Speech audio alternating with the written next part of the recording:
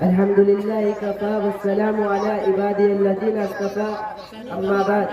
قال الله تعالى: أعوذ بالله من الشيطان الرجيم. بسم الله الرحمن الرحيم.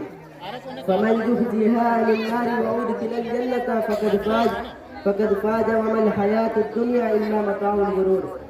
جناب صدر و حکم صاحبان اور اسٹیج پہ جلوہ افروز علماء اکرام اور آئے ہوئے اساتذہ اکرام اور میرے پیارے ساتھیوں، آج کے تقابلی انجمن میں جس موضوع پر روشنی ڈالنا چاہتا ہوں وہ ہے جہنم سے آزادی کے اسباب.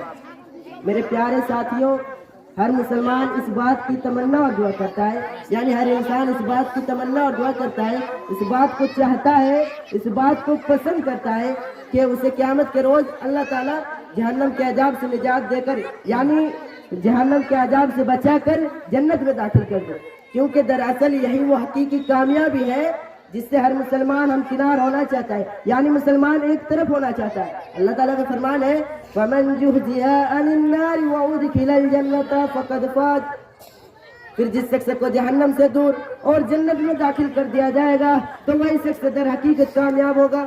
وَمَا الْحَيَاةُ الدُّنْيَا إِلَّا مَتَاعُ الْغُرُورِ. اور یہ دنیا کی زندگی تو محض دھوکے کا سامان ہے. میرے پیارے ساتھیوں، یہ دنیا کھیل اور تماشا کے علاوہ کوئی چیز نہیں. پھر اس دنیا سے دل لگا کر کیوں بیٹھے ہو؟ پھر اس دنیا سے محبت کر کے کیوں بیٹھے ہو؟ میرے بھائیوں، اس آخرت کی تیاری کرو. لیکن سوال یہ ہے کہ وہ کون سے اسباب ہیں جنہیں اختیار کیا جائے تو اللہ تعالیٰ ان کی وجہ سے مسلمان کو جہنم سے آزادی دے دیتا ہے. میرے پیارے ساتھیوں، آئیے آج کے اس تقابلی پروگرام میں انہیں اسباب کو جاننے کی کوشش کرتے ہیں. جہنم سے آزادی حاصل کرنے اور جنت میں داخل ہونے کا سب سے بڑا سبب اللہ رب العزت کی توحید کو دل کی گہرائیوں سے تسلیم کرنا ہے. حضرت عبادہ بن صامت رضی اللہ عنہ بیان کرتے ہیں کہ رسول اللہ صلی اللہ علیہ وسلم سے سنا تھا کہ آپ صلی اللہ علیہ وسلم نے ارشاد فرمایا: من شہد ان لا الہ الا اللہ وان محمد رسول اللہ حرم اللہ علیہ النار.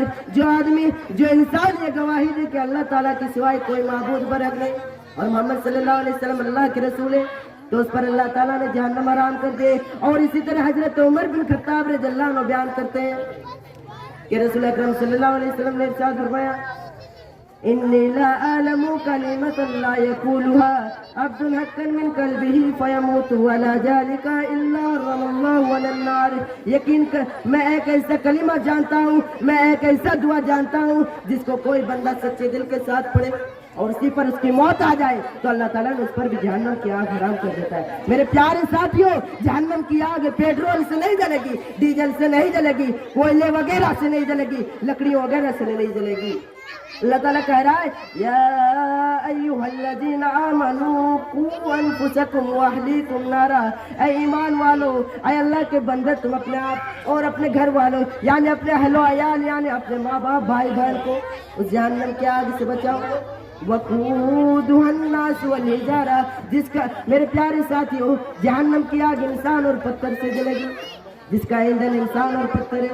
میرے پیارے ساتھیوں، اور حضرت عثمان رضی اللہ عنہ کا بیان ہے کہ رسول اللہ صلی اللہ علیہ وسلم نے ارشاد فرمایا: ان اللہ حرم علی النار من قال لا الہ الا اللہ یبتغی بذلک وجہ اللہ. بے شک اللہ تعالیٰ اس شخص کو، اس انسان کو جہنم پر حرام کر دیتا ہے جو محض اللہ کی رضا کے لیے یعنی اللہ کو راضی کرنے کے لیے لا الہ الا اللہ کہتا ہے. میرے پیارے ساتھیوں، میں اس اپنے تقریر کو ختم کرنا چاہتا ہوں. آخر میں اللہ تعالیٰ سے دعا ہے کہ ہم تمام مسلمانوں کو جہنم کی آگ سے بچنے کی توفیق عطا فرمائے.